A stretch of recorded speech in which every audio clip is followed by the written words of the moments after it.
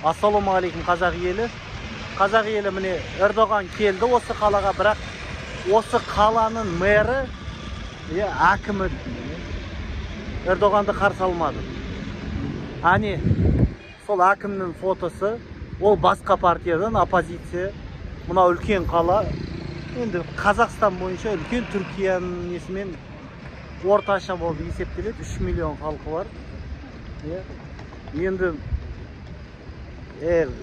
қай жерге шықпаған, орыстың ютубын оқып,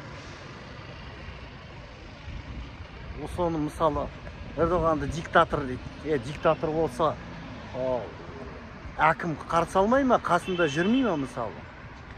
Сондықтан үйдің диванный эксперттер осылай, бұл мысалы бұл қаланың мэрі оппозиция партияны қарсы алмайды.